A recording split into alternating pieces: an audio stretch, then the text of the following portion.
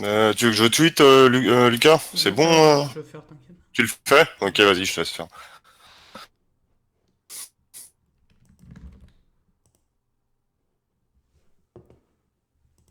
Par contre, ouais, c'est ça. J'ai coupé le son de stream, de Twitch. Parce que sinon...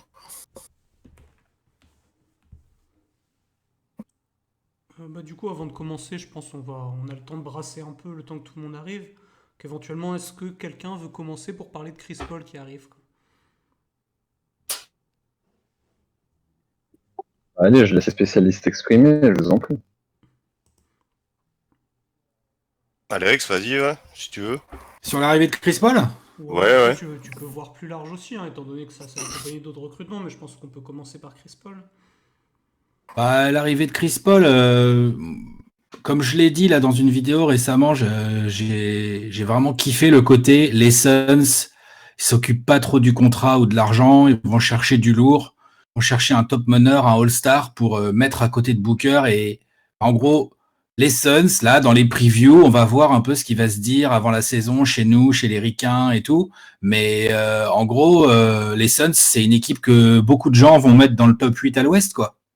Et parce qu'on a été pécho Chris Paul. Rien que pour ça, en fait, ça me fait plaisir. Après, le risque est vachement élevé. Le mec très cher, un peu vieux, qui se blesse, on la connaît l'histoire, donc faut faire super gaffe à ça. Ça peut aussi être une déception. Mais j'aime bien le côté très ambitieux et qui peut rapporter quand même assez gros aux Suns.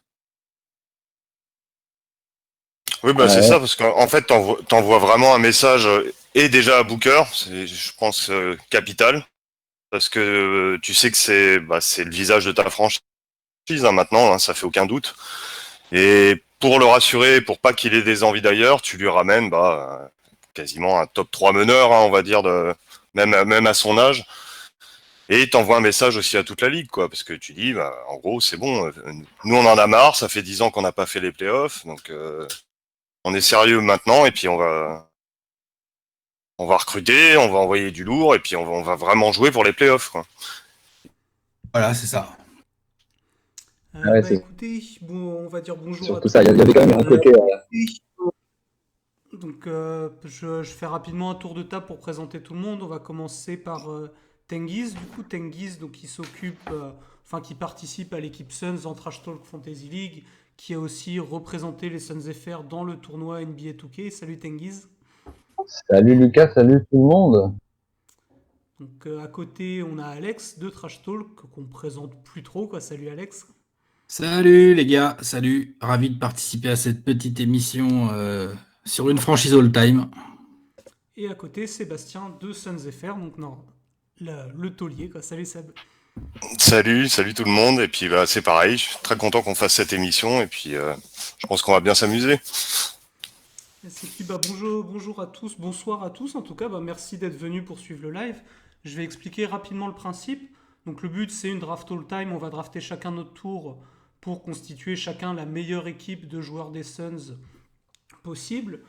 Donc étant donné que beaucoup de joueurs sont passés par les Suns, le principe ça va être d'avoir notamment les joueurs qui sont passés par les Suns, mais au moment où ils sont passés par les Suns. C'est-à-dire, si vous voulez Penny Hardaway, par exemple, vous aurez Penny Hardaway de Phoenix. Si vous voulez Shaquille O'Neal, vous aurez Shaquille O'Neal de Phoenix. Vous ne pouvez pas prendre Penny Hardaway d'Orlando ou Shaquille O'Neal d'Orlando, évidemment. Et ça sera le cas pour à peu près tous les joueurs. Au niveau de la draft, donc comme vous avez vu sur le tableau, on va drafter en serpentin, c'est-à-dire que Seb va avoir le premier choix, puis je vais choisir en deuxième, puis Tengiz, puis Alex, et on commencera le deuxième tour dans l'ordre inverse. C'est-à-dire c'est Alex qui va drafter en cinquième, puis Tengiz en sixième, moi en 7, Seb en 8, et ainsi de suite, et on reprendra l'ordre au fur et à mesure. Génial. Ça vous va? Impeccable. Les règles sont claires? Absolument, c'est pas. Non, sachant que voilà, il y aura plus ou moins de profondeur selon les postes. C'est Phoenix, c'est l'équipe du Showtime des meneurs, des arrières, beaucoup moins celle du jeu au poste bas. Donc il y aura probablement des surprises sur les intérieurs qui seront pris. Et au niveau des meneurs, je pense que vous allez bien pouvoir vous gaver quand même. On va prendre 3 meneurs chacun là. Ah, Ouais, parfait, parce qu'au niveau pivot, hein, on connaît l'histoire de la franchise de Félix, c'est pas le plus fort, quoi. Hein, Et on se fait un pas là 5 où on va se majeur plus régaler. 6ème homme, c'est ça? Tout à fait. C'est ça. Ok, ouais, ok. Et on choisit un coach aussi à la fin, c'est ça, non? Si on a le temps, on rajoutera un coach. Ouais, après, Ok. c'est pas essentiel. Ouais. Bah écoutez, sans plus attendre, je pense qu'on peut passer au premier choix de la draft, étant donné qu'on a déjà fait le tirage au sort. Donc bah, je t'en prie, Seb, tu peux commencer, tu peux nous donner ton premier choix. Bon, bah écoutez, je pense que j'ai eu une petite hésitation, mais légère, ce qui est plutôt légitime, parce que ça se joue quand même entre deux joueurs, je pense que vous serez d'accord. Je vais pas citer le deuxième, parce qu'il y a quand même du monde derrière moi après, mais j'ai décidé de choisir Steve Nash, parce que je pense que c'est évident, hein, double MVP, son double passage en plus, parce qu'il a été drafté par les Suns, à l'époque, en 98, je crois. À l'époque, quand il a commencé, il était presque quatrième meneur parce qu'il y avait Sam Cassell, il y avait Kidd et il y avait KJ, il me semble. Donc il a dû vraiment se battre pour montrer son talent et en plus malgré ça, il arrivait quand même à jouer parce que je crois que c'était Danny Ainge, le coach à l'époque. Il lui donnait sa chance, il avait sa vingtaine de minutes par match et déjà donc à l'époque il montrait beaucoup de talent. Donc il y a ça. Et ensuite, il est parti, il a été tradé à Dallas, où on connaît sa carrière. Il a été excellent avec Nowitzki et Finlay. Il revient en 2004. La franchise est au bout du rouleau. Je crois qu'ils finissent avec la saison 2003 avec un bilan de 29-53. Et derrière, bah, Nash arrive et non seulement il retransforme la franchise, mais quelque part, il retransforme même totalement la ligue. Avec le style de jeu que les Suns vont prôner, sous Mike D'Antoni, ça va être une révolution monumentale. Et voilà quoi, il va donner un nouveau souffle à la NBA qui en avait vraiment besoin à ce moment-là. Et je pense que là-dessus, c'est difficile de pas le prendre parce que pour moi, il est inévitable, quoi. Bah, comme le précise Brian FP dans le chat, c'est 96 la draft de Nash, donc la Oui, grosse 96, ouais, draft c'est pas avec 98. Kobe, Iverson, Exact, etc. Quoi. exact, ouais. Mais est-ce que éventuellement quelqu'un se dit ouais, moi si j'avais eu le premier choix, j'aurais pris Nash aussi? Tout le monde rejoint Seb là-dessus ou bien il y a plus de variations? Non, moi j'aurais pas pris Nash, moi. Mais non, mais c'est ce que je disais, moi j'ai Pourquoi? hésité quand même. Hein. Il y a deux joueurs. En gros, il y a deux joueurs et ça se joue entre les deux, mais n'importe lequel des deux choix est compréhensible, je pense. Ouais, je Pour pense moi, aussi. c'est ça. En fait, si tu veux, t'as un chapeau 1 avec deux joueurs, vraiment au-dessus, et dont Nash. Je vais pas citer le deuxième, même si tout le monde le connaît. Donc j'ai hésité avec l'autre, et je me suis dit, bon, pour moi, par préférence, même si j'aime beaucoup le deuxième aussi, ça me semblait le choix logique. Et puis j'aime bien démarrer une équipe avec un bon meneur, donc ça me va très bien. Bah, c'est marrant que tu dises qu'il y ait deux joueurs dans le premier chapeau. Moi, j'aurais dit qu'il y en a trois. Donc, du coup, je vais Ouais, probablement garder ouais. le troisième nom. Étant donné que j'ai pas envie de griller toutes mes cartouches tout de suite. Moi, je pense qu'il y en a trois aussi. Ah ouais, vous nous direz qui c'est quand il sortira, parce que Bah, on va voir. Ouais. Bah, pour le coup, On moi, voit je que- Il y en a vais, peut-être deux plus un, oui. je vais enchaîner sur mon deuxième choix. Du coup, moi, je vais prendre Barclay. Parce que concrètement, je pense que c'est lui que vous aviez dans votre chapeau de deux. logique. Bah, voilà, Oui. c'est ça. Voilà. Et, Pour moi, ouais, Barclay, inévitable, hein, qui est arrivé aux Suns et qui a métamorphosé l'équipe, qui est passé bah, directement, à peine il est arrivé, il est devenu le meilleur joueur de l'histoire de la franchise quasiment dès sa première saison, ce qui est assez exceptionnel, je trouve. Et voilà, qui est en tout cas dans une franchise qui est aussi faible au niveau des intérieurs dans son histoire. C'est de très loin le meilleur intérieur que la franchise ait jamais eu. Il arrive, première saison, il est MVP. Les Suns font la meilleure saison de leur histoire en arrivant directement en finale. C'était à l'époque probablement quasiment le meilleur joueur du monde avec Michael Jordan. Hein. Sachant que quand il arrive, il est MVP dès sa première saison, à une époque où Michael Jordan est au sommet de sa carrière. Donc c'est vraiment le seul joueur qu'on pouvait dire, ok, si Jordan n'est pas le meilleur joueur du monde, qui c'est l'autre? Bah, le seul truc que tu pouvais dire, c'est Charles Barkley. Et dès sa première saison à Phoenix, il transfigure l'équipe. Alors que pourtant, je pense que sa saison à Phoenix, en termes individuels, il est peut-être moins fort qu'il pouvait l'être à Philadelphie. Et pourtant, c'est suffisant avec une bonne équipe autour de lui pour aller en finale. Donc peut-être Seb ou Alex qui avez vécu ça de plus près, vu que je suis un peu plus jeune que vous, je pense que vous pouvez peut-être nous parler davantage de Barkley, vu que pour votre part, c'est sans doute avec lui que vous avez découvert les Suns. Ouais, clairement, Barclay, je suis d'accord. Enfin moi j'aurais été en 1, par exemple, j'aurais pris Barclay sans hésiter, par exemple, tu vois, dans cette draft all-time. Parce que je pense qu'il a zéro équivalent dans l'histoire des Suns, mais genre de très très loin, quoi. C'était une espèce d'énorme monstre. C'est un winner, c'est un tueur. Et comme tu l'as bien dit, là, Lucas, le mec est devenu l'un des meilleurs joueurs de la franchise. En quoi il a passé combien de saisons aux Suns, en fait, Barclay? 4? 5? 4 saisons, je dirais. Comme ça. C'est ça. Donc c'est Donc c'est quand même un passage assez court. C'est quand même un passage assez court, mais d'un impact absolument phénoménal, quoi. À l'image du joueur, en fait.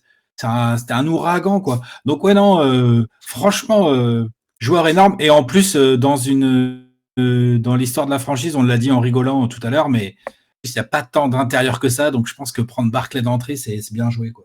Mais non, mais c'est ça en plus, comme tu l'as dit, Lucas, c'est vrai que dès qu'il est arrivé, tu l'as un peu susurré, mais c'était vraiment le meilleur joueur du monde en 93. Quoi. Même devant Jordan, cette année-là, il était mais inarrêtable.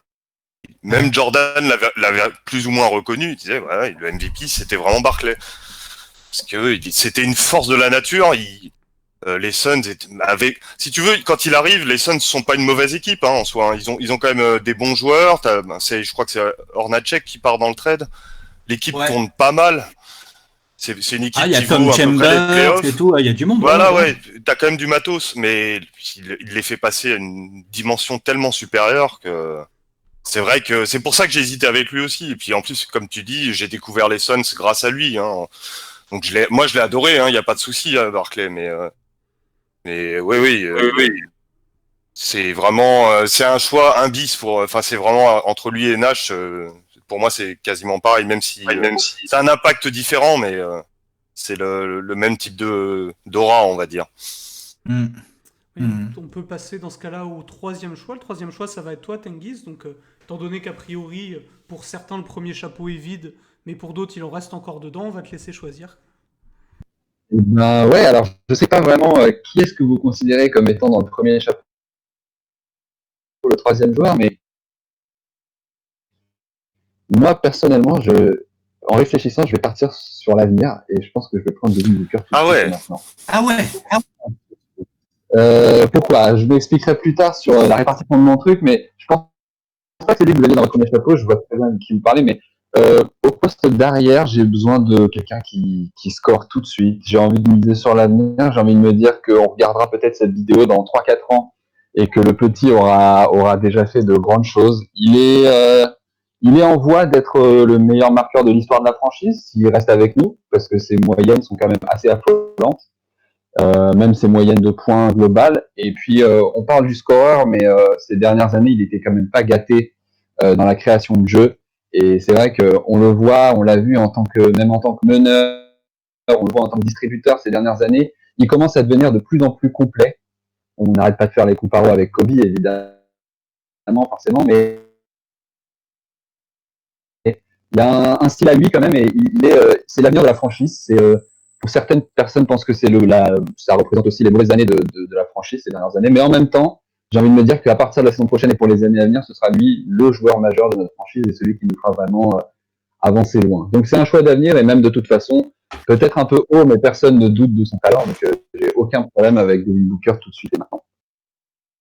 D'accord. Moi, je peux te rejoindre là-dessus, dans le sens où on disait que Barclay arrivé, il était quasiment déjà ou même il était déjà le meilleur joueur de l'histoire de la franchise après un an. Bah, Booker, mine de rien, après les 5 saisons qu'il a disputées, bah, est déjà lui-même l'un des meilleurs joueurs de l'histoire de la franchise. Et comme tu disais, il va probablement terminer beaucoup, beaucoup, beaucoup plus haut que ça, alors qu'il est déjà très haut, quoi. Donc en soi, moi, c'est quelque chose qui, à mon sens, se justifie, parce que bah, un joueur qui a été aussi fort, qui a tourné aussi fréquemment à 25 points de moyenne, et surtout aussi tôt dans l'histoire de la franchise, c'est déjà quasi inédit. Ouais, c'est ça, je suis d'accord avec toi, c'est aussi pour ça que c'est mon choix. Donc ouais, on verra la suite. Dans ce cas, Alex, avec ton 4e choix, on va voir si tu vas piocher dans ce qu'on avait appelé le 3e du premier chapeau. Je vais te laisser décider. Bah je sais pas, parce que là je vais peut-être la jouer stratégique en fait. T'as 2 choix à suivre, on te rappelle. Ah oui, c'est vrai que j'ai 2 choix de suite en plus, du coup. Ah oui, effectivement. Je vais prendre Sean Marion Ah, bien, bien. Oh, tout de suite. Comme ça, c'est fait. Sean Marion, pour moi, c'est à son prime, là, quand il est aux Suns. C'est peut-être ce qu'on a eu de plus monstrueux au poste 3-4, comme ça, à cheval, en combo. On a eu des postes 4, évidemment, on a parlé de Barclay et tout. Mais en espèce de combo comme ça, All-Star, gros rebondeur, gros défenseur, gros scoreur aussi. Hein, cette époque-là, Sean Marion, il foutait plus de 20 points par match à tous les matchs, en fait. Hein. Donc, je le prends direct. Comme ça, je m'assure un joueur que je peux mettre soit en 3, soit en 4, en fonction de ce que je vais pouvoir avoir dans la suite de cette draft. Parce que l'objectif, c'est de construire un 5 majeur, si j'ai bien suivi. Donc Sean Marion, vous serez d'accord avec moi en fonction de ce que je vais avoir, je pourrais le mettre ou en 3 ou en 4. Oui, bah, je pense qu'on fera tout ça à un moment donné. On va un peu bouger les lignes. Hein. Ouais. Bah, Sean Marion, si je dois bouger les lignes, je suis assez serein en fait. J'aime bien son profil. Et du coup, pour faire ma doublette directe, je vais prendre Kevin Johnson avec. Ah ouais, gros duo d'entrée de jeu. Ah ouais, Logique. Voilà, Kevin Johnson, scoring, passeur, plutôt bon défenseur aussi d'ailleurs, on oublie souvent, ouais. Mais ça marche bien, c'est un duo, j'aurais bien aimé les voir jouer ensemble, je pense que si Phoenix les avait eu en même temps, ça fait partie des mecs, tu peux aller jouer le titre avec ces mecs-là. Et puis comme vous m'avez pris là avant, peut-être, en tout cas 2 des 3, voire les 3 joueurs avec Booker les plus talentueux purs en attaque, peut-être, des Suns, peut-être il y en a encore un ou 2 autres quand même très forts. Je me dis que je vais prendre des joueurs très, très complets, très polyvalents. Kevin Johnson à la main et puis Sean Marion quelque part dans l'aile. Ça me paraît pas mal pour démarrer. Oh, même Kevin Johnson, si tu veux vraiment le classer dans les plus talentueux chez les Suns. En attaque, ouais, tout à fait. Il discute très très fort. Ah non, mais il discute très très très très fort. Je veux dire, les années où il est All-Star là, en plus de 20 points, plus de 10 passes, là, c'est extrêmement sale. Lui, j'aurais bien aimé le voir aujourd'hui, dans la NBA d'aujourd'hui. J'aurais bien aimé, perso. Dans les années 90, je pense que Kevin Johnson, c'est le meilleur meneur de l'Ouest, concrètement, quoi. Et c'est une époque. Il y a John Stockton quand même. Ouais, oui, c'est vrai, ouais. Mais disons quoi là, en talent pur, quoi. Peut-être, ouais. Il discute. T'as raison. Il y a John Stockton quand même, qui est un garçon assez sérieux quand même. Je sais pas si vous connaissez. Ouais, quand même, ouais. Mais c'est vrai que t'avais cette dimension athlétique avec KJ qui était assez. Monstrueux. Ouais, monstrueux. Ouais. Et puis le passeur est souvent sous-estimé. On se rappelle de ses dunks parce qu'il a écrabouillé Olajuwon, mais le passeur a été hyper fort. Donc ça me fait un beau petit duo. Je sais pas ce que vous en pensez, mais je trouve que ça me fait un beau petit duo pour poser les bases d'une équipe sérieuse. Je trouve bien que tu aies fait ces 2 sélections parce que je trouve que ces 2 joueurs, chacun à leur manière, qui sont très sous-estimés au niveau de leur carrière tous les 2 parce qu'au final ils ont eu assez peu d'accolades individuelles, dans le sens où Kevin Johnson a été plusieurs fois All-NBA, mais finalement All-Star il l'a assez peu été, donc ça joue beaucoup sur sa notoriété. Et Marion qui quant à lui était un joueur, comme tu l'as dit, vraiment dominant, capable de jouer poste 3-4-5 et d'être le meilleur joueur probablement de sa conférence sur chacun des 3 postes par moment, mec qui peut te défendre sur un même match sur Tony Parker puis sur Tim Duncan, un joueur qui est capable de tourner à 20 points de moyenne tout en étant le meilleur défenseur de l'équipe et en jouant 45 minutes en bouchant les trous partout en def, quoi. Et qui au final, pareil, a été un peu All-NBA, un peu All-Star, mais pas beaucoup, et qui au final, dans l'histoire, se retrouve un peu oublié par rapport à ça, quoi. Et je pense que Kevin Johnson est un peu dans le même cas, donc le fait que tu choisisses les 2 vraiment en binôme, c'est pas anodin à mon avis, quoi.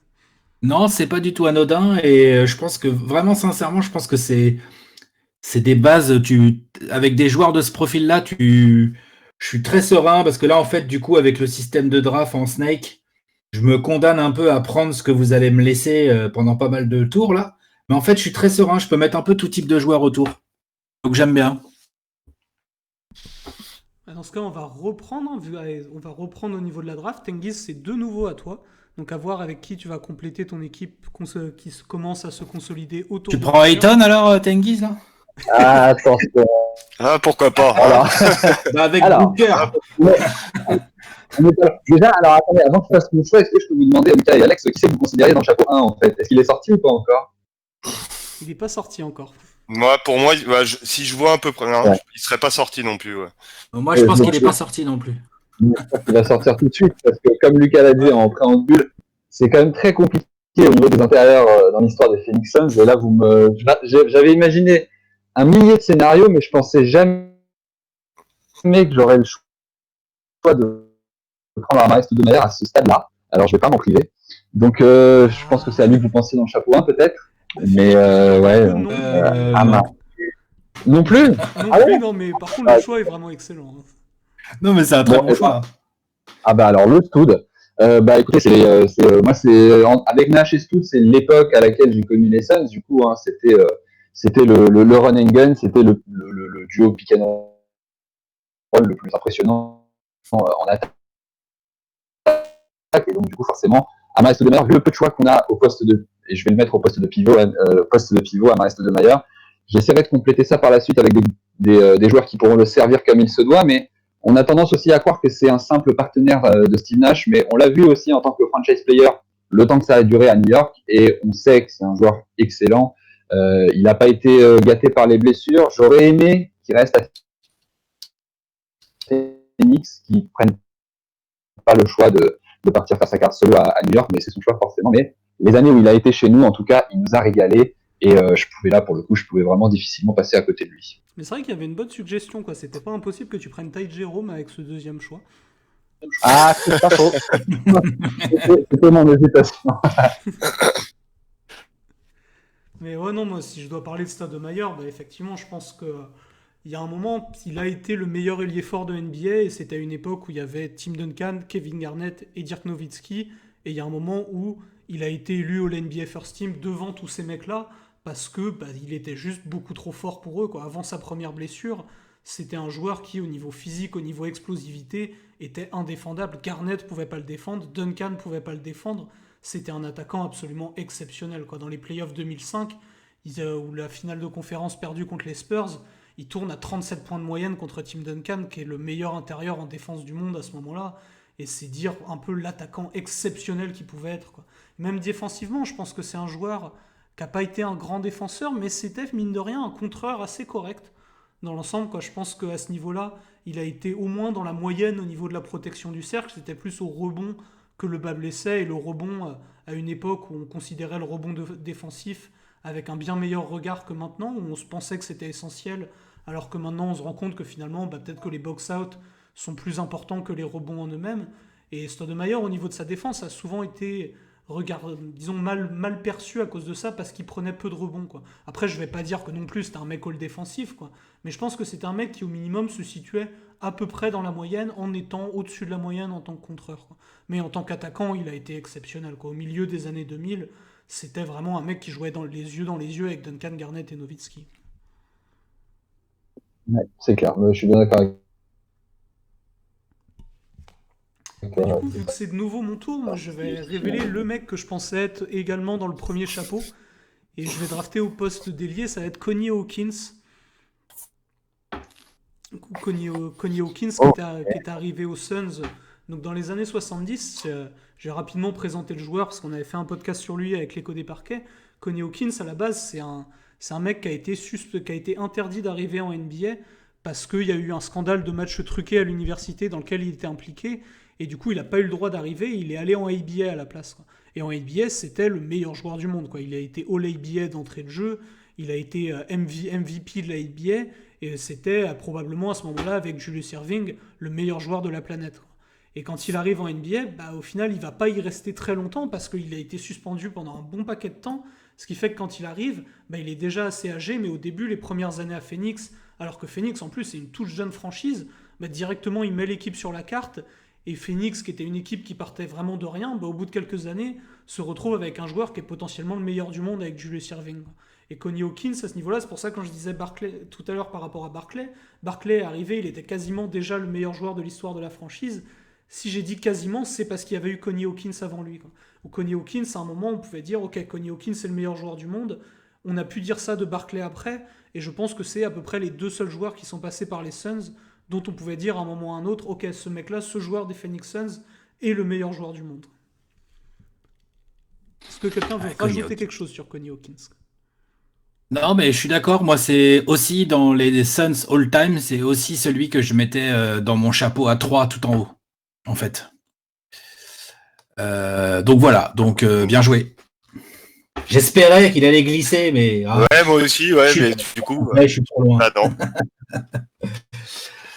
Ouais. C'est à qui? C'est à à moi, du coup. On revient Ah à oui, Seb, Seb. il va pouvoir drafter 2 fois d'affilée.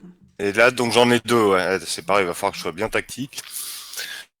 Je pense que je vais assurer le coup quand même en deuxième arrière.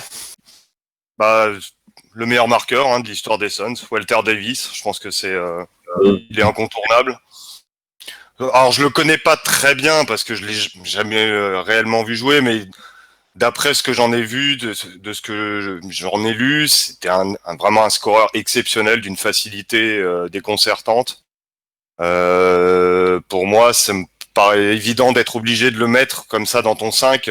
Il fait partie des meilleurs joueurs, des meilleurs attaquants que cette franchise a eu. Donc ça me paraît logique de le prendre tout de suite, quoi. Ouais, c'est pas mal. J'avoue. C'est un énorme scoreur, hein. C'est bien d'avoir ça dans un les jeux, énorme hein. scoreur. Avec Nash, c'est parfait. Il lui file la gonfle, il va scorer, donc il n'y a pas de souci. Et derrière... Tu fais tes choix dans l'ordre des postes? Non, pas forcément, non. Mais bon, de toute façon, il est quand même au moins dans les 10 meilleurs Suns de l'histoire, je pense, donc il est à sa place, quoi. Je pense que c'est le bon moment pour le prendre. C'est le meilleur marqueur de l'histoire de la franchise. Et c'est souvent méconnu, en général.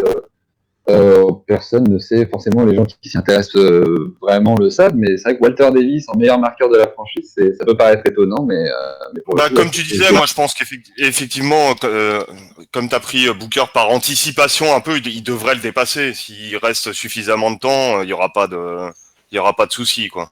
Et en l'occurrence, pour l'instant, c'est vrai que c'est lui le meilleur scoreur de l'histoire. Voilà, justement, il y a des images de lui qui passent actuellement sur le live.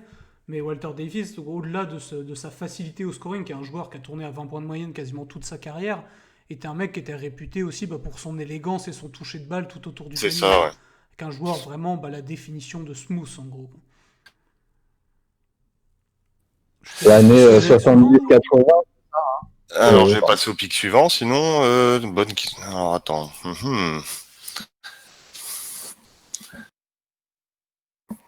J'ai bien envie de tenter un truc. Mais...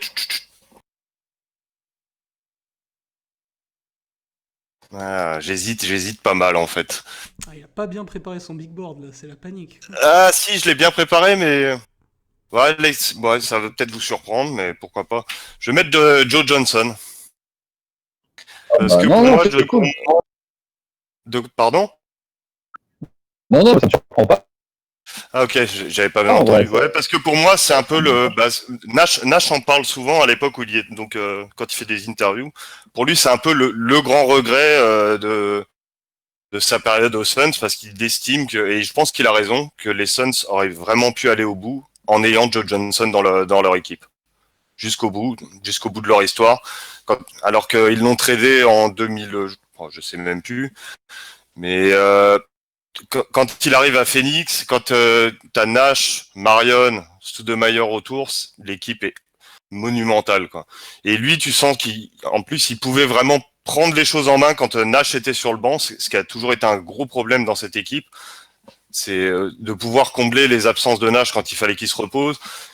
Et il était tellement fort, je veux dire, on a vu sa carrière après, que ça soit, je veux dire, à Brooklyn, Atlanta, je veux dire, il était tellement facile aussi, puissant, il savait un peu tout faire, un gros playmaker, gros scoreur, d'une aisance assez déconcertante pour moi.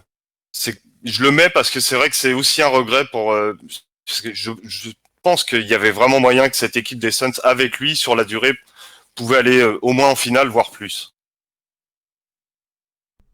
Bah, c'est notamment l'année où il joue contre les Spurs en finale de conférence, où il se blesse, où il se fracture le nez, C'est je ça, crois, ou ouais. la pommette, juste avant la série. Ouais, mais effectivement, ouais, bah, je pense que voilà, s'il n'avait pas été transféré, les Suns n'auraient pas eu Boris Dio et ça aurait été une histoire d'amour en moins. Mais c'est vrai qu'avec Joe Johnson, ils auraient été tellement plus forts, quoi. Vraiment le joueur qui faisait la différence, quoi. Si Nash arrive pas à tenir la balle, t'as à côté un mec qui est parfaitement capable de C'est mener. ça, ouais. C'était vraiment son complément parfait, quoi. C'est ça, et à lui et aussi à Stoudemire, ou dans le sens si Stoudemire bah, finalement arrive pas à se mettre en mouvement, arrive pas à mettre de points, t'as un joueur qui peut aller mettre des points tout seul lui aussi. C'était vraiment tout ce que les autres n'arrivaient pas à faire. Bah, lui, à lui tout seul, était capable de faire tout ça par lui-même. Et puis c'est pareil, quoi, c'est dans la même veine que Davis, d'une élégance folle aussi, Joe Johnson. Ah, absolument. Ouais. Mhm. Mais c'est vrai que Nash, Davis, Johnson, tu te mets bien en tout cas niveau élégance. Alors c'est vrai que finalement ça fait un peu dans l'ordre, mais c'est pas ce que j'avais imaginé au départ, mais il me semblait essentiel que je le prenne maintenant parce que j'ai peur qu'il disparaisse et j'ai bien envie de l'avoir dans mon équipe quand même. Ça se défend. Bah, du coup, moi, je vais passer sur mon choix du troisième tour. Il y a encore pas mal de profondeur au niveau de la main, mais je vais quand même m'y atteler maintenant. Et je vais prendre Jason Kidd, du coup, pour être le meneur de mon équipe. Donc Jason Kidd, qui au final est pas...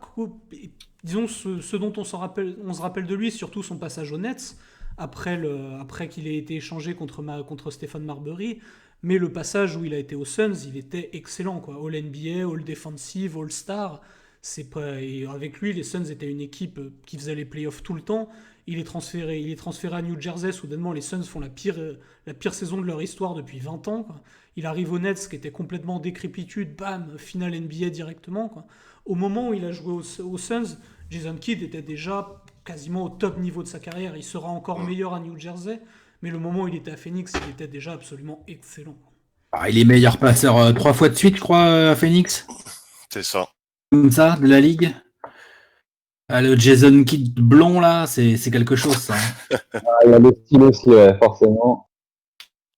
Ah, c'est un des joueurs les plus ouf à l'époque de la ligue, hein, Jason Kidd. C'est un des joueurs les plus incroyables à voir jouer, quoi. Non, franchement, bon choix, hein, Lucas. Bien joué. Ah ça, je suis content de ma draft pour le moment là, c'est très cohérent dans l'ensemble.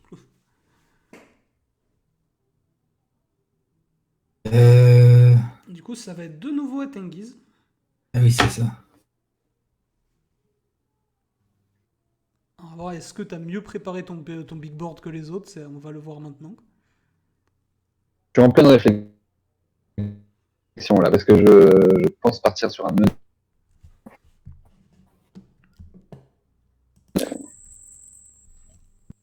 Bon, allez, alors, je vais. Je pense que je vais partir sur. Vous m'entendez bien, passage? Parce que des fois, je sais que je bug. Ouais, c'est pas- Ça tellement, coupe un non. peu, quoi. On t'entend assez mal, mais je pense que tu peux y aller quand même, quoi. Je disais Goran Dragic, moi, pour la main. Ah oui. J'hésitais entre deux meneurs.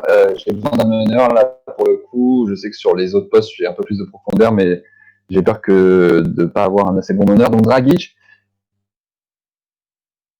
il a passé quoi au total peut-être 6 ans aux Suns, dont une fois All-Star. On a tendance à l'oublier que dans nos pires années, on a quand même eu un All-Star en Goran Dragic.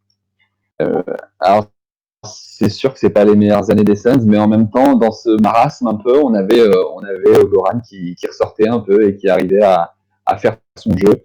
De toute façon, on l'a vu en tant que joueur, il est très complet. On l'a vu, il a été en finale NBA cette année, même sa carrière globale, que ce soit à Phoenix où il est un peu plus jeune et avec un peu plus d'expérience ensuite à Miami. Je trouve que c'est un bon complément et que c'est un bon un meneur à l'européenne qui peut scorer, qui peut passer, qui peut temporiser le jeu et ça me va bien avec le reste de mon équipe. Bah, je l'avais effectivement assez haut parmi mes meneurs. Je l'avais en 4, derrière les 3 qu'on a déjà pris. Mais c'est vrai que Dragic au Sun, bah, surtout en 2014, et un mec, bah, il a été au NBA cette saison-là, comme tu l'as rappelé, quoi. Mais il a été vraiment excellent, quoi. Surtout, tu te dis, voilà, un joueur avec le niveau qu'il a eu à Phoenix, dans n'importe quelle autre franchise, serait probablement le meilleur ou le deuxième meilleur meneur de l'histoire de leur équipe. Ici, il est que 4 parce qu'il y a énormément de bons joueurs devant, quoi. Mais Dragic à Phoenix, ça a été exceptionnel, quoi. On voit là notamment les images de son carton des playoffs 2010 contre les Spurs, où il gagne le carton tout seul, quoi. Là, à ce moment-là, il n'est pas à son top niveau, il est encore le backup de Nash. C'est après, quand il reviendra, et surtout en 2014, qu'il sera vraiment à un top niveau, où il entamera une mutation vers...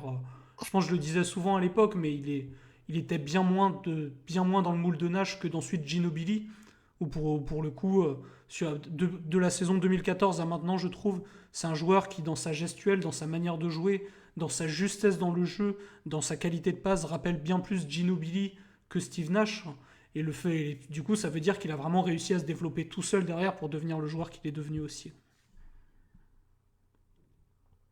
Est-ce que quelqu'un Oui, c'est ça, parce que plus jeune, il était quand même un petit peu plus puncher, et maintenant, bon, il a quand même, il a aussi un peu de Nash en lui, dans le sens où il est quand même, maintenant, je trouve, meilleur gestionnaire. Mais c'est vrai que là, on revoit les images, bon, cette série contre les Spurs, il est quand même, c'est là où il apporte toute sa fougue, sa jeunesse, et vraiment son punch, parce que tu sentais qu'il était capable de faire des différences sur un ou deux pas, et c'est vrai qu'il était vraiment très très fort là-dessus, quoi. Donc, étant donné que le pic est passé, ça va de nouveau être à toi, Alex, et tu vas de nouveau avoir 2 choix de draft. 2 choix, on est d'accord, c'est ça. Hein. Tout à fait. Donc je suis très content là qu'on en arrive là comme ça, parce que je vais pouvoir me faire plaisir. Parce que ces genres de petites émissions là, c'est aussi pour se faire plaisir, on est bien d'accord. Bah oui. Donc en fait, moi je vais reconstituer le duo qui m'a fait kiffer et qui m'a fait vraiment tomber amoureux des Suns. Donc je vais prendre Tom Chambers. Je pensais que tu allais dire Bledsoe et Isaiah Thomas, je suis déçu. Non, désolé. Non, désolé les gars. Désolé. Et il n'y a pas les frères Maurice non plus. Ah merde. Ouais, Tom Chambers. Tom Chambers parce que la fin des années 80, je crois il arrive c'est ça, de Seattle à la fin des années 80. Il est All-Star direct quand il arrive. C'est un des joueurs les plus spectaculaires de la ligue à ce moment-là, mais pas que. C'est un All-Star, c'est un mec à 25 pions par match. C'est un plutôt bon rebondeur. C'est un mec qui a un vrai bout de shoot au moins dans le périmètre et qui attaque hyper bien le cercle. Qui a fait un duo avec Kevin Johnson sur pick and roll absolument injouable. Ça va en finale de conf en 90, ça perd contre les Blazers. Et je me demande si en 92 ils sont pas en finale de conf aussi les Suns, je sais plus. Non, en demi-finale de conf peut-être. En tout cas en 90 ils sont en finale de conf contre les Blazers. C'est une forte équipe déjà ces Suns là. Et puis j'ai pris Sean Marion dans mon aile, donc je verrai. Tom Chambers il est plus grand, hein. Tom Chambers fait 2m08, truc comme ça. Dans la NBA moderne, Tom Chambers, c'est un pivot. Un pivot qui certainement aurait travaillé pour avoir un petit shoot un peu de loin. Donc je trouve qu'il est assez complémentaire. On va voir comment je vais articuler mes ailes et mon front de courte, mais il est assez complémentaire de Sean Marion. Ça joue bien ensemble, ça peut courir. Il y en a un qui défend vraiment très très bien en Marion et l'autre qui est plus smooth, plus fin en attaque. Donc tout ça sous les comment dire, avec Kevin Johnson en guide, ça me plaît bien comme trio. Donc voilà, Tom Chambers. Tom Chambers, qui a été vraiment, tu l'as dit, un scoreur exceptionnel, quoi. Que ça soit à Seattle ou même quand il arrive aux Suns, c'est un mec, c'était 25 points de moyenne, c'était 25 points, 30 points tous les soirs, quoi. Les soirs. Et surtout, il a su perdurer là-dedans, tu vois, quand l'équipe de 93, il y a Barclay qui arrive, tu dis, il va devoir passer au second plan, il arrive en remplaçant, il est sur le banc, et il est absolument déterminant pour l'équipe qui va en finale, malgré le fait qu'à ce moment-là, il est plus de 30 ans, donc il n'est plus le joueur qu'il a été. C'est un mec qui ne sait faire que scorer, donc il n'a pas grand-chose d'autre à proposer. Et pourtant, malgré l'arrivée de Barclay, l'émergence de Kevin Johnson, et une équipe qui potentiellement aurait moins besoin de son scoring, il est un joueur absolument primordial dans l'équipe de 93, malgré tout. Ah c'est le 6e homme, hein, parce que du coup il passe 6e homme vu qu'il a Barclay à son poste, mais clairement il est encore hyper important. Puis il est plus tout jeune là en 93, faudra regarder, mais Chambers c'est un mec qui a fait quasiment toutes les années 80 en NBA, hein, donc je sais pas sous les yeux. Mais bon non, joueur magnifique, joueur incroyable. Moi j'ai adoré Tom Chambers, j'ai adoré, c'est un pur joueur. Donc voilà. journaliste ou consultant sur la chaîne Arizona Sports actuellement, si je dis pas de bêtises, il est toujours impliqué dans Ouais, l'organisation. Oui, il est resté à Phoenix, ouais, tout à fait. Absolument, ouais. Il est resté à Phoenix, Consultant ouais. plateau, C'est un gars du cru, quoi. Et il avait 34 ans en 93. Tu vois, voilà, quand même, ça commence un peu Donc, à... Ouais, ça commençait un peu à faire, ouais. Mais du coup, c'est encore à toi, Alex. Ah ben oui, c'est vrai. Ah oui, mais c'est une bonne nouvelle, Ah ça. mince. Alors, du coup, vu que c'est encore à moi j'ai un meneur, j'ai un ailier fort et un ailier fort en Sean Marion. Donc je pense plutôt un arrière, peut-être. Je verrai pour le pivot plus tard, peut-être. Ou peut-être je prends un pivot tout de suite. Ah, non. Oh, non, je m'en fous du pivot, on est à Phoenix. Non. Du coup, j'hésite à l'arrière. J'hésite entre, je vous le dis franchement, j'hésite entre Hornacek et Meyerley. Je fais carrément toute l'équipe des Suns des années 80-90 ou quoi, moi alors? Oui, en fait, ça va être quasiment l'équipe de 93 avec Sean Marion. Ouais, c'est ça. L'équipe qui serait championne, quoi. Alors, donc voilà, Meyerley, ça défend mieux, mais Hornacek au Suns, tiens, dans le genre de joueur où on a toujours dans l'imaginaire, on a toujours Hornacek au Jazz. Enfin, je sais pas comment vous voyez les choses, mais je trouve on a toujours Hornacek au Jazz en tête. Personne n'a Hornacek à Philly parce qu'il a fait un passage hyper court là au moment du trade de Barclay, là, comme vous le disiez tout à l'heure les gars, là c'est lui qui est en contrepartie dans le trade. Pourquoi il est en contrepartie dans le trade? Parce qu'il vient d'être All-Star. Hornacek, Mais bien sûr. c'est un putain de sniper. C'est un scoreur monumental, en fait. C'est un scoreur parce que à Utah, c'est quand même plus tout à fait. C'est le style et le système Sloan. C'est pas le même rôle. Il est toujours très fort en attaque aussi, mais c'est pas du tout. Il est à des années-lumière du Hornacek qu'il était à Phoenix. Je prends Hornacek. Pour l'époque, il prend déjà beaucoup de 3 points. C'est un mec qui tourne à 40% à 3 points en carrière. Dans cette époque-là, c'est la preuve d'un gros scoreur parce que c'était pas du tout le même délire qu'aujourd'hui. L'année là où il quitte les Suns, il vient d'être All-Star, il vient d'être à 20 points par match avec 5 rebonds, 5 passes. Ouais, franchement, moi j'ai adoré Hornacek. Je l'ai un peu plus vu jouer au Jazz clairement, mais quand tu regardes un peu ce qu'il a fait au Suns, c'est énorme. Donc non, je prends Hornacek, il colle très bien entre Sean Marion et Kevin Johnson, il apporte du spacing et du shoot à 3 points, en fait ça marche bien en fait mon truc. Ouais, et puis super passeur aussi, quoi. Un joueur d'une. Et très bon. Oh, de toute façon, c'est un joueur intelligent. Ouais, grave. Très intelligent. Bien sûr. Vicieux à souhait. Et puis qui est revenu coacher les Suns après. C'est vrai qu'on n'en a pas. C'était pas mal d'ailleurs. Mais du coup, un beau retour où il fait notamment une très bonne première saison où la moitié des joueurs de l'équipe sont candidats au MIP. Quoi. Après, ça se délite un peu. Mais en soi, le coach qu'il est devenu traduisait bien l'intelligence du joueur qu'il a été. Complètement. La saison à 48 victoires là, qui va pas en playoff, c'est vrai que c'est Hornacek. Il avait fait du bon boulot. Avec que des bras cassés quasiment. Quoi, donc, non, il avait fait du bon boulot, on les avait pas vus venir ces Suns-là. Non, mais je prends Hornacek. Bah écoute, on va repasser la main à Tengiz. Ouais. Ah oui, c'est ça, Tengiz, ouais.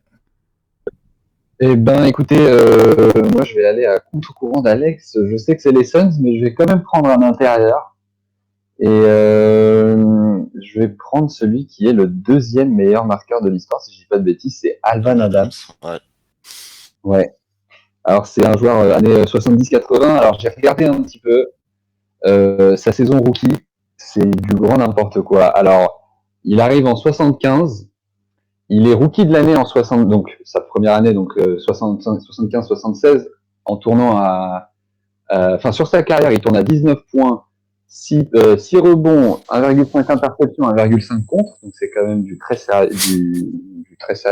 9 rebonds, 6 passes, 1,5 interception, 1,5 contre. Voilà, je vais y arriver. Et donc sa saison rookie, il est Rookie of the Year, il est All-Star dès sa saison rookie.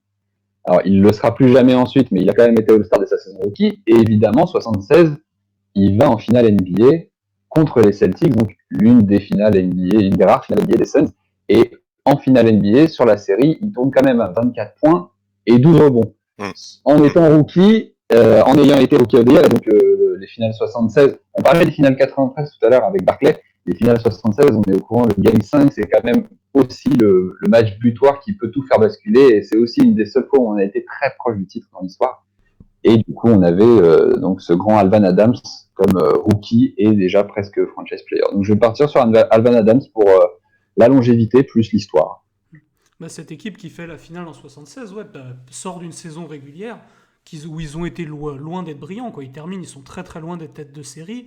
Et puis ils sortent une première équipe, puis une deuxième, puis une troisième, et puis ils arrivent en finale contre Boston, où ils jouent un match qui se termine en triple prolongation, je crois, qui est considéré comme un des plus grands matchs de l'histoire du basket.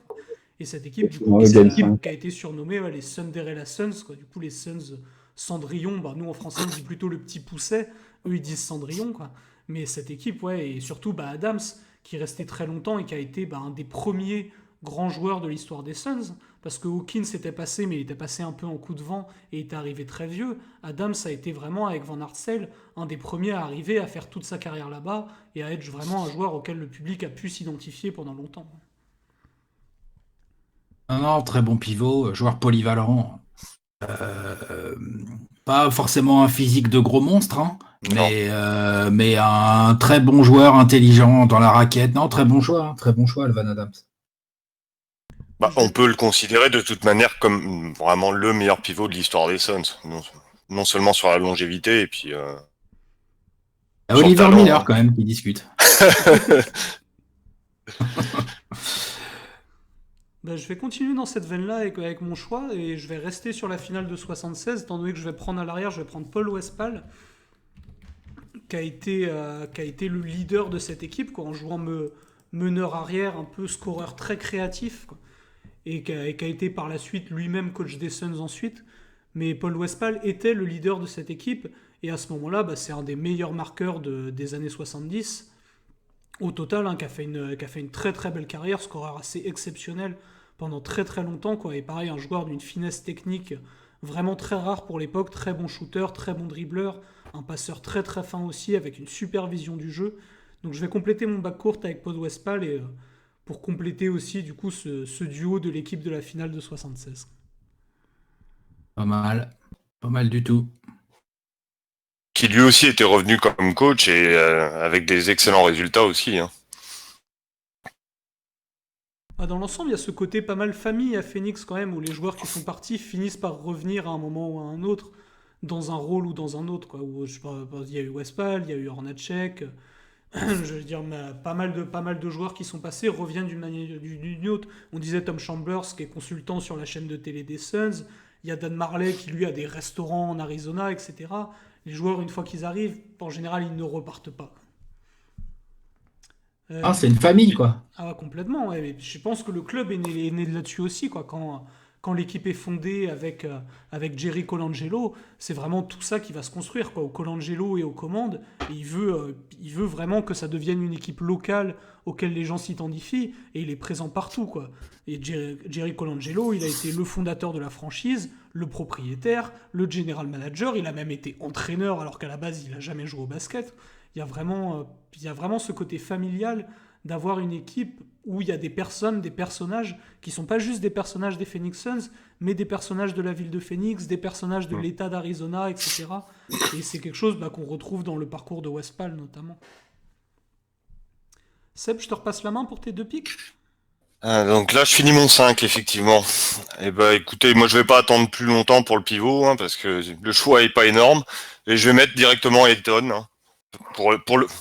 Un peu comme un choix d'anticipation tout à l'heure avec Booker, Ayton, je le mets maintenant parce que pour ce que j'en attends aussi de lui, pour ce qu'il est déjà, c'est-à-dire on va pas se mentir, c'est un pivot qui vaut 22 points, 12 rebonds en marchant quasiment, hein, sans trop exagérer. Donc on a premier choix de draft, malheureusement d'une draft où il y avait Doncic, mais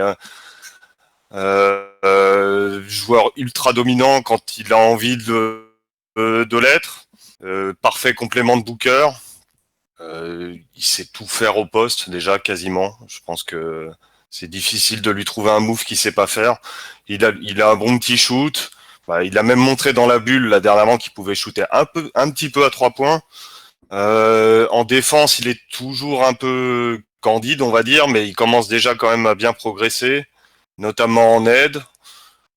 Pour moi, de toute façon, il sera un des tout meilleurs pivots de la franchise, quoi qu'il arrive. Même s'il se barre après son contrat rookie, ça sera suffisant. Donc, à mon sens, c'est un peu obligatoire de le mettre dans l'équipe maintenant. Bon, Pas mal. je te rejoins là-dessus, hein. Moi, pour le coup, ça aurait été mon prochain pick si tu l'avais pas pris. Mais c'est vrai que dans une franchise où l'histoire du poste de pivot est finalement très courte, hein, les équipes les plus iconiques, que ça soit celle de 93 avec Oliver Miller ou celle du milieu des années 2000 où Stoudemire, qui est lié fort, bah, joue pivot parce qu'à côté, c'est du Kurt Thomas ou des joueurs plutôt insignifiants. Même sur le run de 2010, c'est Robin Lopez qui se C'est blesse, ça, ouais. et au final, ça change pas grand-chose. Te dis, bah ouais, c'est une franchise qui historiquement est assez faible sur ce poste, et Ayton a vraiment bah, le potentiel clairement pour s'imposer comme le meilleur pivot de l'histoire de la franchise, même en allant simplement au bout de son contrat rookie, comme tu disais. Donc voilà, et puis donc pour compléter mon 5, bon, je vais faire un choix qui va peut-être vous surprendre, mais pour moi qui me paraît évident, parce que c'est un joueur que j'adorais en fait, c'est Danny Manning, Ah ouais. qui aurait pu Ah, très bien. oui. Alors c'est aussi pour le grand regret qu'a été sa carrière, malheureusement un peu comme Hardaway, il a été miné par les blessures, le pauvre. Mais c'était un joueur fantastique, un incroyable intérieur, qui savait vraiment tout faire. Il était d'une facilité. Il pouvait scorer quand il y avait besoin de scorer, passer. Bon, c'était pas un énorme passeur, mais il était très à l'aise pour le faire. Très présent au rebond, mais vraiment. Et puis je crois que c'est quand même, il me semble, un des meilleurs joueurs de l'histoire en université. Il sort de fac, il est monstrueux, quoi. Donc malheureusement, il a eu des blessures, mais à Phoenix, il a eu un passage quand même plutôt sympa, même s'il était plus sixième homme vers la fin. Enfin, même remarque sur toute sa, Il a ouais, été sur les sixième 5 ans homme. qu'il fait, il est sixième homme, ouais, Il a été avec un sixième homme gros de temps de l'année jeu. d'ailleurs. Ouais, et ouais, c'est ça, il est sixième homme en 98, je crois. Et vraiment, je le prends parce que je trouve qu'au talent, il a pas à rougir par rapport à tous les ailiers forts qu'il y a dans cette franchise. Donc pour moi, ça complète très bien mon 5. Et j'en suis content. J'hésitais, je voulais peut-être le garder comme sixième homme, mais finalement, ça me va très bien de le mettre dès maintenant pour finir mon 5. Premier choix de draft, Danny Manning, si je dis pas de bêtises. Exact. Les Clippers. Oh, ça vous brise un homme, hein, ça. Ah ouais. Un cadeau, c'est clair. Alors, bah, du coup, moi, pour compléter mon 5, il ne me manque qu'un pivot, mais en soi, vu que Adams, Stoudemire et Ayton sont partis, il reste déjà plus grand monde, hein. C'est vrai que dans le chat, il y a Brennan Fetli qui dit Mark West, Andrew Lang, Joe Kleine. C'est dire si le réservoir se tarit assez rapidement, quand même. Marquez, c'est pas si mal, hein. C'est un bon. Après, Alors, franchement, c'est dans le domaine du pivot besogneux, c'est un peu la Rolls, hein, quand même. Donc Clairement, voilà, par c'est- contre, c'est vraiment un besogneux, quoi. Et on disait tout à l'heure sur les joueurs qui sont restés longtemps, Mark West notamment, bah, lui est resté en tant que coach assistant et coach des intérieurs pendant très très longtemps au sein de C'est la ça, aussi. Il a quitté la franchise que très récemment. Mais pour le coup, c'est pas lui que je vais prendre. Je vais prendre un mec qui a quand même été All-Star en tant que pivot à Phoenix, c'est Shaquille O'Neal, qui même s'il est complètement en fin de carrière à ce moment-là, et que bah, son arrivée aura un peu sonné ça le reste le glas. Shaq. Ça aura sonné le glas du trio Nash, Stoudemire, Marion, et la franchise ne repartira véritablement qu'en 2010 après qu'il soit parti. Ça a été un coup d'arrêt dans l'équipe parce que D'Antoni était parti en même temps et que Shaq ça n'a jamais vraiment marché. Mais en soi, même tout vieux Shaq qu'il était et tout dysfonctionnel qu'il était à Phoenix, il a quand même réussi à être All-Star cette année-là. Parce que c'était le Shaq et le Shaq, ça reste le Shaq quoi qu'il arrive. Est-ce que le All-Star Game était à Phoenix aussi? Il y avait un peu de ça qui jouait, j'ai l'impression. Aussi, Mais, ouais. mais en plus, Il y a il faut moyen. ajouter que Stoudemire fait une de ses meilleures, voire la meilleure saison de sa carrière avec le Shaq, hein. Tout à fait, Au surtout niveau la statistique, deuxième partie de saison la deuxième partie de saison, ouais, il fait une deuxième partie de saison monumentale, Stoudemire à ses côtés. O'Neal remplace Marion et je crois que derrière, sur toute la fin de saison, Stoudemire, il y a un seul match où il est en dessous des 22 points. C'est le match de la fin de saison où on repose les titulaires. Mais sinon, à côté C'est ça, d'O'Neal, ouais. il a marqué 22 points minimum tous les matchs de la deuxième partie de saison 2008. C'est dire à quel point, très rapidement, les deux joueurs se sont bien complétés. 2009, ça sera beaucoup plus compliqué parce que Stoudemire sera blessé et que O'Neal prendra plus de volume dans l'attaque. Mais après, le départ du Shaq, on mettra Robin Lopez en titulaire, l'équipe arrivera en finale de conférence. Mais effectivement, tu as raison de le rappeler, leur première saison ensemble, Stoudemire et Shaq, Stoudemire est colossal. Si personne n'a rien à rajouter sur le Shaq, on va redonner la main à Tengiz.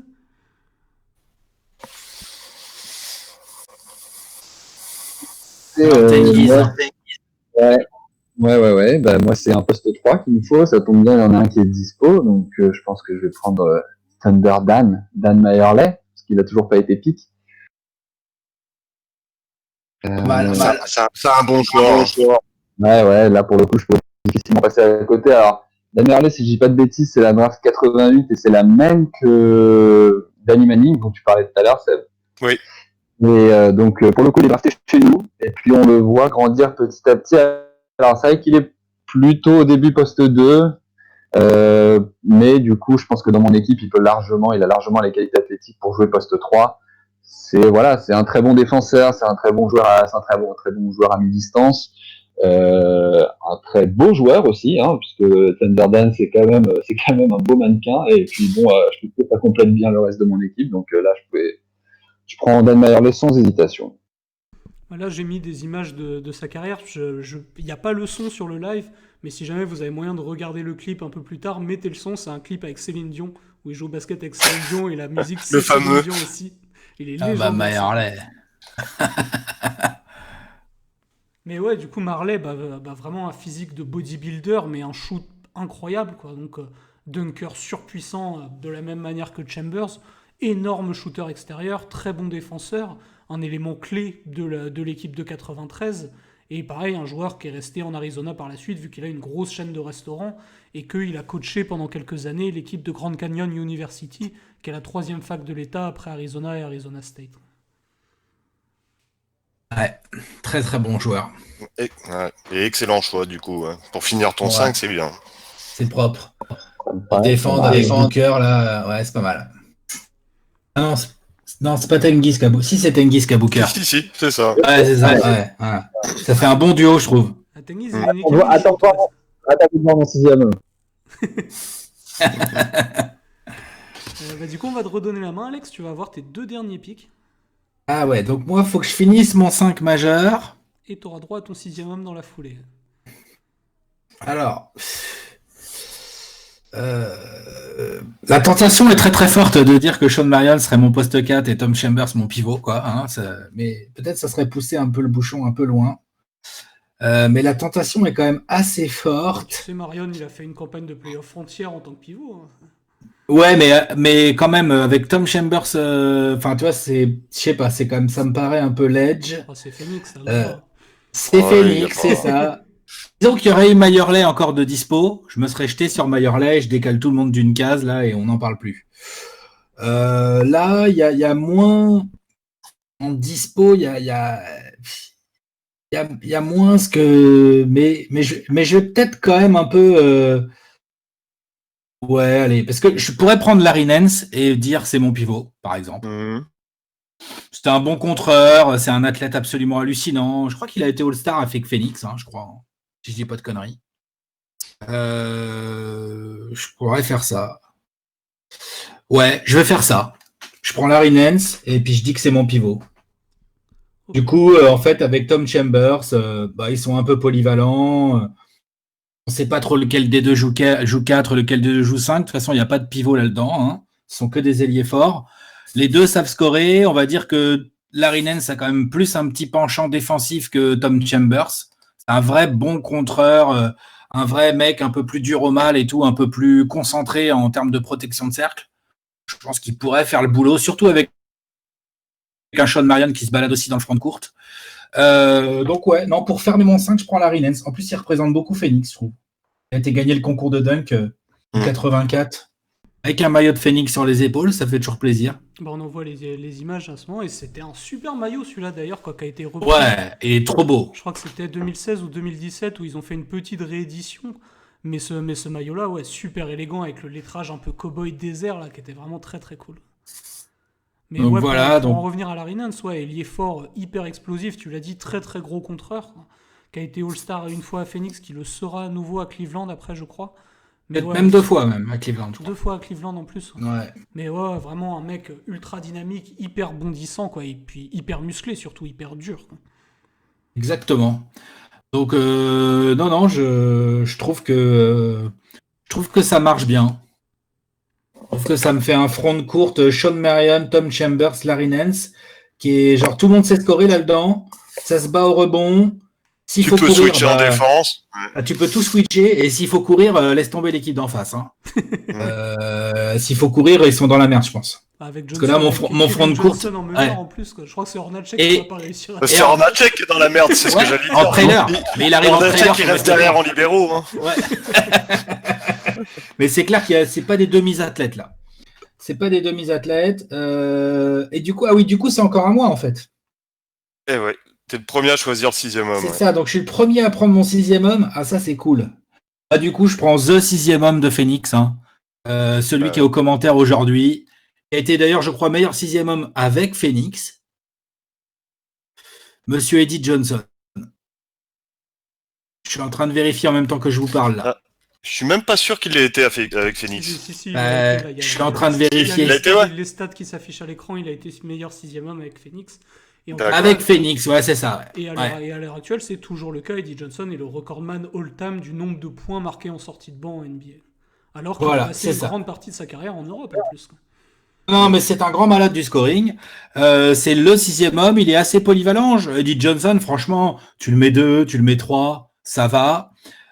Il peut se créer son attaque de manière assez autonome, que ce soit en pull-up, que ce soit en slashant. Il a quand même une qualité pour aller au cercle très impressionnante, puis beaucoup de finesse dans les finitions. Du Oui, coup, puis je assez trouve que- longiligne. Donc il arrivait bien à se Ah, faufiler quand même aussi. Tout à fait, il est smooth, il est longiligne, il fait. Si je devais le comparer à un joueur d'aujourd'hui en termes de comme ça là, qui abuse pas de ses qualités athlétiques, mais qui fait ça un peu tout en. Il y a un petit côté McCollum en plus grand un peu. Il y a un petit côté. Qu'est-ce que j'ai là? Je cherche des comparaisons, mais je les trouve pas. Bon, c'est pas grave. McCollum un peu plus long. Je trouve ça pas mal en fait. Ouais, bah, Bradley Notre Beal, ami un Eddie peu. Johnson. Bradley Beal, ouais. Bradley Beal est peut-être quand même un peu plus fort quand même. Quand même. Peut-être, je sais pas, remarque, peut-être pas. Après, pour le coup, Non. Eddie Johnson, lui, en 6e homme, c'était. Le mec n'est pas 6e homme de l'année parce que c'est un gros scoreur en sortie de banc, c'est un énorme scoreur. Le mec peut tourner à plus de 20 Ah oui, points de moyenne en sortie Il a plus de Non, mais 20 c'est- points de moyenne en sortie de banc. Hein, ouais. Ouais, non, c'était Après, une machine hallucinante. Hein. Après, il devait jouer 30 minutes par match, hein, je pense, en sortie de banc. Évidemment. Donc non, les années 80, il a scoré, il a régalé au scoring pendant toutes les années 80. Donc ce sera mon 6e homme. Donc ça me fait Kevin Johnson, Jeff Hornacek, Sean Marion, Tom Chambers, Larry Nance avec Eddie Johnson en 6e homme. C'est pas dégueu. C'est pas dégueu. Ça joue, comme on dit. Non, C'est pas mal. Tengiz, tu vas pouvoir reprendre la main pour ton 6e homme. Ouais. Alors, Lucas, je sais même pas si tu as prévu une fiche pour la personne que je vais prendre, mais comme. J'ai prévu Danny Manning, je l'avais, donc Ouais. normalement j'ai tout le monde. Ok, bon. Mais comme Booker, je vais encore une fois faire le choix de l'avenir. Je vais prendre quelqu'un qui est polyvalent et qui peut tout faire sur un terrain et qui me fait. Et après Booker, la raison pour laquelle je kiffe les Suns de 2020, et je vais prendre Michael Bridges en 6e homme. Ah putain, non, je l'avais pas. Ah, tu vois, je m'en doutais. Comme quoi. Ah non, putain, sérieux, j'avais Jared Dudley, j'avais Channing Frye, j'avais PJ Tucker, j'avais pas Michael Bridges. Ouais, parce que Bridges n'a pas ce rôle vraiment de 6e homme non plus maintenant. Donc, mais c'est un bon choix. Hein. C'est vrai que c'est pas un 6e homme dans l'âme. Alors, il a été au début, c'est vrai qu'au début, quand sur sa saison rookie, on faisait plutôt jouer Saric dans le point majeur et Bridges en sortie de banc, et puis on a vite inversé, et on s'est peut-être un peu rendu compte que c'était mieux. Et pour moi, Michael Bridges, là, sur les années à venir, défensivement, on sait ce qu'il vaut. Villanova, formation, des bras tentaculaires. Et en attaque, dans le système Monty Williams et avec tous les joueurs qu'il a autour de lui, plan défensif, on n'est pas une franchise réputée pour la défense. Et bon, c'est sympa d'avoir un wing qui peut défendre un peu sur tout le monde. Donc, Michael Bridges, ça me paraît pas mal pour l'avenir. T'es de loin l'équipe la plus jeune, je pense. Ah bah oui. Ah oui, clairement, c'est sûr et certain. Ouais. Parce que du coup, moi, pour ma part, je vais repartir dans les vieux. Et en 6e homme, je vais prendre un mec qui a été un énorme scoreur quand il était à Phoenix. Et vraiment énorme shooter aussi très tôt dans la NBA, c'est Charlie Scott. Charlie Scott qui a tourné notamment à 28 points par match à Phoenix, qui je crois est encore le record pour un joueur des Suns sur une seule et même saison, et qui était aussi dans ma liste des meneurs, je crois le 5e choix derrière Dragic, mais je vais prendre Charlie Scott. Ah, t'avais pas Marbury, ça m'étonne. Ouais, je préfère Marbury aussi. J'avais mais- Marbury en 6, quoi. J'avais même Bledsoe Ah, en en 6, 7, c'est d'accord. pour dire. Mais ouais, Ah non, je vais prendre moi Charlie Bledsoe, Scott. je l'ai même pas mis. Moi, je préfère mettre Penny Hardaway que Bledsoe.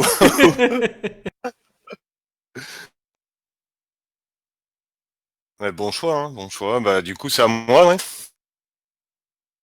Absolument, ouais, tu peux boucler ton équipe. Et bah, je vais finir avec, pareil, un 6e homme qui l'était vraiment, qui est un peu. Je pensais pas qu'il allait être dispo, donc plutôt facile à choisir. Leandro Barbosa, forcément. La pile, Le la 6e pile homme. électrique des Suns, le vrai 6e homme. Scoreur monumental pour un joueur de cette taille en plus, et de ce gabarit, une vraie mobilette. Que dire de plus? Je sais plus quelle est sa meilleure moyenne sur une saison, mais l'année où il l'est, c'est assez impressionnant. 19 ou 20 19 points, voilà, donc c'est vraiment, là on parle de vraiment du haut niveau, au niveau de scoring pour un 6e homme. Pour moi, c'était un choix que vraiment je pensais pas pouvoir faire, mais donc, du coup je le prends avec joie, il n'y a pas de souci.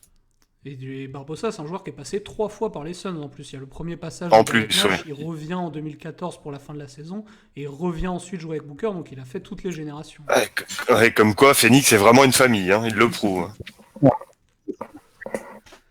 Du Bien coup, joué. dans les joueurs qu'on n'a pas cités, il y a malheureusement Boris Dio qui n'a pas été pris.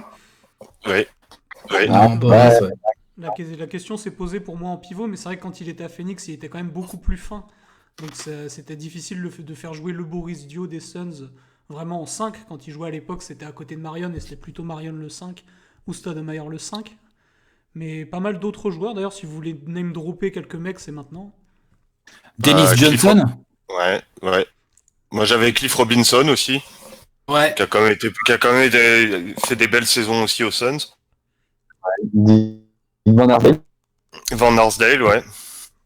On n'a pas pris Van Arsdale, c'est vrai ça. Non. Non, Ouais. Van Arsdale qui est considéré comme un des Gros premiers scoreur. Suns. C'est énorme. Ouais, Il a ouais, fait 10 saisons à Phoenix, qui a été la première star de l'équipe. C'est vrai. On n'a pas pris Cliff Robinson. On n'a pas pris Truck Robinson non plus. Et pas trop... J'avais prévu une fiche pour Truck Robinson aussi. Truck Robinson, c'est pas si mal ce qu'il fait à Phoenix. Hein. Ah oui, carrément. Ouais, donc, que j'avais noté que vous n'avez pas pris non plus, il y avait du coup l'autre frère Van Arsdale, Dick. Il y avait Ouais. donc Marbury qu'on a évoqué, Rajabel. Rajabel, ouais, on n'a pas pris Rajabel. Ça aurait fait un bon petit 6e homme. Ouais. Parmi les plus anciens, après Paul Silas, Gail Goodrich.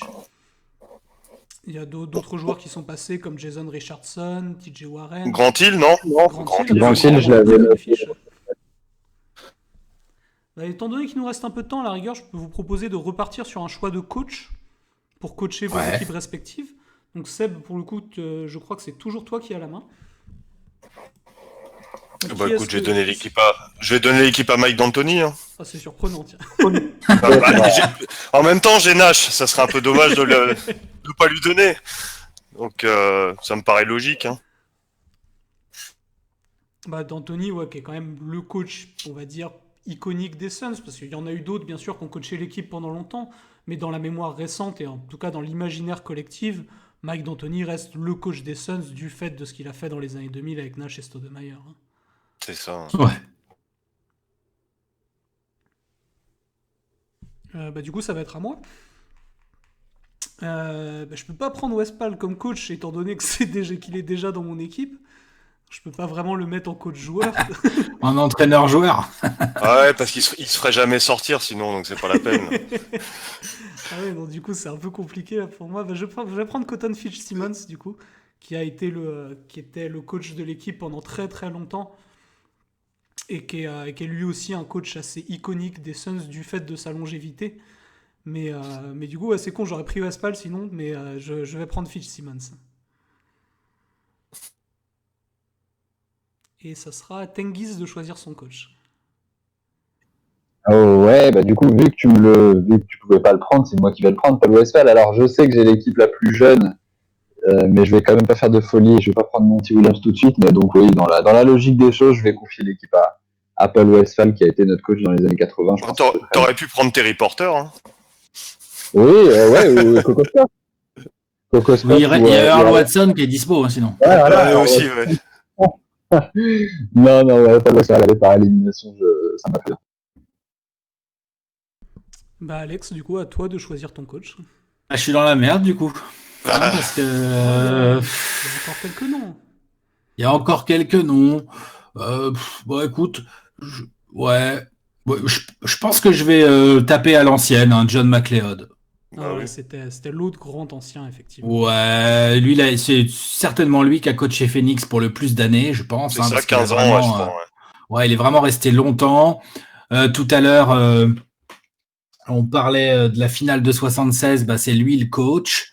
Il y a plusieurs très gros records en saison pendant son span de coaching, avec pas mal de joueurs qu'on a pris ce soir. Hein. Paul Westphal, il est passé dans les mains de McLeod, Dennis Johnson également, Larry Nance, enfin pas mal de très bons joueurs en fait de l'histoire de Phoenix sont passés dans les mains de McLeod. Donc ouais, non, John McLeod, ça me paraît bien pour coacher mon équipe. Là.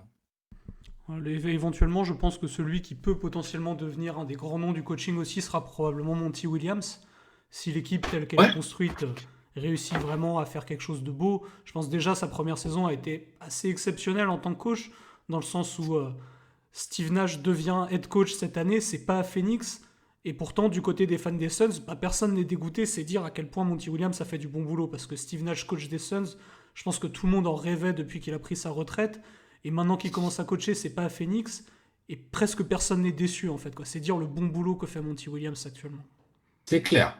C'est vrai. J'avais pas pensé à ça, mais c'est vraiment très vrai. Carrément. Écoutez, je pense que cette draft touche à sa fin. Je pense que je vais vous demander à chacun de faire un point sur vos équipes et dire ce que vous en pensez. Alex, je vais te laisser commencer vu que c'est toi qui avais la main. Donc avec ta construction d'équipe, ton coach, comment est-ce que ça va jouer? Est-ce que tu penses que tu as des manques? Est-ce que tu es content de ton effectif? On va dire que j'ai peut-être un relatif manque de shoot à distance. Relatif, puisque j'ai Hornacek qui est quand même un sniper, mais mes autres joueurs, Sean Marion dans le corner, faut pas trop le laisser. Et après, j'ai Kevin Johnson qui, s'il avait joué dans la NBA actuelle, il aurait certainement travaillé son 3 points, mais à l'époque, c'était moins le cas. J'ai surtout une équipe hyper athlétique, une équipe hyper agressive, une équipe pour jouer en transition, pour jouer vite, une équipe pour jouer le pick and roll en attaque avec beaucoup de joueurs capables de poser des très bons écrans et de rouler. Et puis, bon, pour le coup, Hornacek, c'est le sniper. Par contre, les 4 autres, donc Kevin Johnson, Sean Marion, Tom Chambers et Larry Nance, là, on est sur des mecs qui vivent au-dessus du cercle. Et après, j'ai mon petit 6e homme, Eddie Johnson. J'ai une équipe très, très dure à défendre, je pense. Par contre, il y a moyen d'attaquer sur mon équipe, même si j'ai quelques bons défenseurs. Je pense qu'il y a quand même quelques petites faiblesses aussi à ce niveau-là, notamment au poste, sous le cercle, faut voir les rebonds. Voilà, équipe de transition, équipe très Phoenix finalement. Hein, ça joue vite, ça attaque le cercle, ça slash, des joueurs athlétiques un peu et qui peuvent switcher un peu dans tous les postes. Ouais, voilà. Dans l'ensemble, ouais, ça a de l'allure, on va dire. Tengiz, toi, un bilan de ton équipe? Écoute, moi chaque joueur à son poste me plaît bien. Je sais pas si j'ai un style de jeu prédéfini, peut-être le style de jeu qu'on verra à partir de l'année prochaine.